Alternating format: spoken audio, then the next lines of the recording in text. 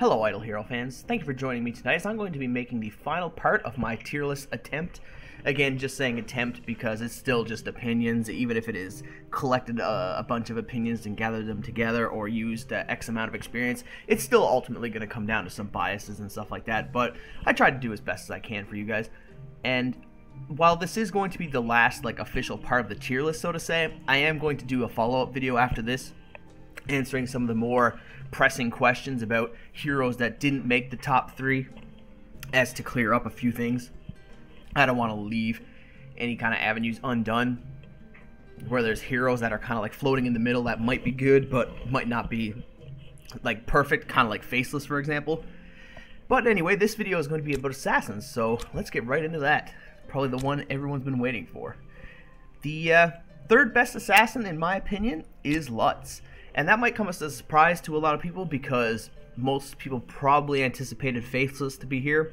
But as with the kind of cons that I pointed out in my Faceless discussion video, she's kind of too reliant on crits, in my opinion, to be a top tier assassin, especially when Lutz is out there right now, who has pretty much just better stats all around than Faceless when it comes to HP, attack, armor, and speed. But he also has his primary ability, which is 125% attack against 4 targets and has an 80% chance to stun mages for 2 rounds. This cannot be dodged. Now, this is critical because, as I said in my mage video, the meta is kind of shifting right now into more of a mage-centric one. Well, that's kind of true. It still is a little kind of mage ranger-ish. But there are a lot of mages out there, especially with Aiden and Flamestrike being as strong as they are. This ability really cripples those teams. Teams that have 2 mages are extremely hard up against Lutz. And if you have any more than 3, you're in really bad shape, because you're going to lose a large portion of your DPS to this guy, because he's going to be stunning 2 of them almost every 2 rounds. And that's brutal. And not only that, but just 125 times attack percent of his attack times 4 is actually really strong. It actually does a lot of damage, even without crits. And it's kind of compounded by his other abilities, which is that he gets a lot of armor break. He gets 36% armor break here and 22% attack, which is always factored into his stats. If any of his attacks dodge, he will hit them again for 140% damage. Now, this is kind of a weird thing because it does help a lot against Mickey in the front line because you'll always hit her. But if I'm not mistaken, this does not charge your energy meter. So if you miss Mickey and then hit her again with this chase ability, you still won't build up your special. So she is still kind of fulfilling her job, but she will die much faster, and she won't get into, say, round 7 and 8 where she becomes pretty much untargetable. But still, she will negate a lot of Lutz's damage because you're really looking to get that lightning storm off. And his 4th ability is when his HP is lower than 50%, his attack is increased by 25% for 3 rounds. And as I said last time, I talked about one of these kind of when your HP hits a certain amount abilities. I don't normally like them, but this one I think is a little better than usual because it's 50%, so it's only half HP, whereas most of the time it's 33% or 25%, and those numbers are just too low. You pretty much die from 1 hit after that anyway. But at least with 50%, it feels like there is a chance that you might get another attack off with this attack boost of 25%. So it's kind of valuable. But he does start off with a total of 51% armor break. That's ridiculous. How does that's so unusual. And I guess it's just from the was 36% here, and the other one, yeah, it's from the guild tree. Sorry, that's what I was wondering. Where's the math coming from?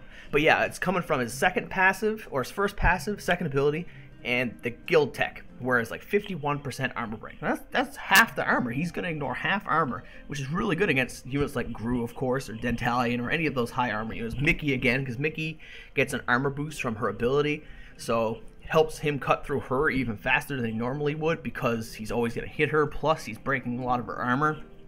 So I personally feel Lutz is the 3rd best assassin in the game. And that might be a little bit of a controversial pick. I could kind of see why you would like Faceless, but... Ooh, 1 second. Windows is trying to restart my computer. Get out of here with this. Stupid Windows. But yeah, getting back on point, sorry about that. I think Lutz is definitely better than Faceless in my opinion.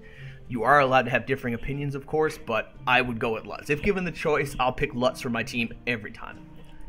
So, moving on to the second best assassin. Again, kind of a controversial pick, but it's going to be Karim, and hopefully I can say his name right. This is the guy who I just can't get your name right. I'm sorry. It just doesn't look like Karim. I get it. It's a different pronunciation because it's supposed to be from a different language, or a different culture, but still. Anyway, moving on. His attack is obscenely high. He has 10,000 base attack just at 6-star, so like level 140. But his HP is really low. 51,000 is a really low HP pool. I don't think it's as low as Faceless. Let me go check just to be sure. But no, actually Faceless has 6,000 HP or 60,000 HP. So it's higher. It's lower. Karim has lower HP than Faceless, and Faceless is already pretty weak. So having lower HP than her is detrimental, unfortunately. So Karim is one of those characters that you can't really have in your back row. You can have him as your second unit, so pair him up with your tank and he'll do a lot of work, especially because his abilities scale. I think it's his third ability. Yeah, his third ability is he gains 20% attack for each killed enemy hero. So he scales really well over time, so putting him in the second slot is probably the best anyway. But you really don't have much choice because his HP pool is so low. His primary ability is he does 176 damage against 2 random backline enemies and steals attack from them. Now, that's obviously pretty strong as it is. 176 is a good multiplier. And stealing 22% attack is incredible because you're stealing it too. Like, that's the big thing here, is that he's actually taking away. He's not just gaining the attack himself, but if he hits, for example, a Faceless or a Walter or a mage like Flame Strike, he's going to be stealing away a lot of their damage as well. So that's pretty huge.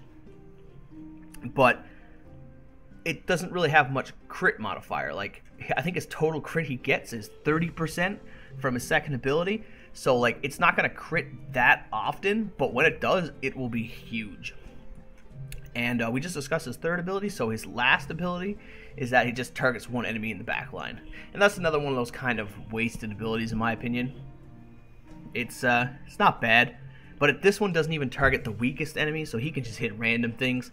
He's not even going to target and isolate like one character like Faceless would. He's just going to attack a random unit, and that's just kind of unfortunate. I wish they wouldn't give assassins abilities like this, because I feel this is one of the reasons assassins really aren't kind of in meta anymore, is because they're just attacking like a very specific unit in the back row, and that's predictable, and that's why you can put units in the second slot and they're protected from this guy. That's really unfortunate. However, it does ensure that you're kind of taking out a unit as quick as possible. So it does fit the theme at least, but I still feel it hinders them. Of course, it's not the only problem they have. Things like the 50,000 HP is a huge problem, but I think it does contribute to that issue. And also, I think the big thing is that they don't really have any crowd control. Like, Lutz, one of the reasons why he was able to surpass the likes of Faceless is because of the stun on mages, and that's huge. But Karim just brings damage, but he brings a lot of it. If you put him in the second slot, he can win fights just by himself if he goes off. So that's why I put him as the second spot. Number one, however, is pretty obvious at this point. It's going to be Walter. Now, Walter received nerfs, quote-unquote, recently, where his poison doesn't go past 6 rounds, but that's kind of a moot point for PvP, because PvP doesn't really go that long anyway. And not only that, they gave his base stats a nice buff. Like, this guy now has 64,000 HP, which is one of the highest, if not the highest, for assassins. He has 10,000 attack, putting him on par with Karim.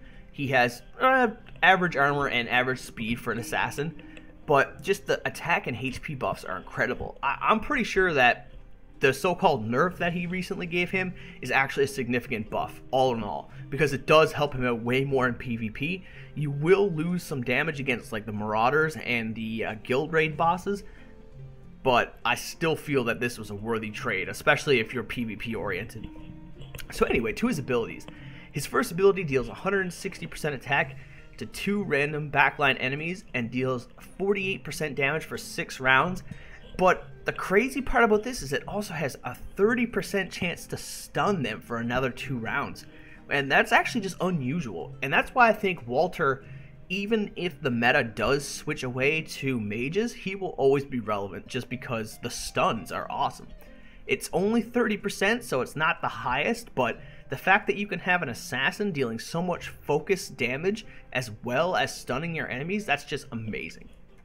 His second ability is he increases his armor break by 32% and his attack by 30%, so that's one of the reasons his attack is so high.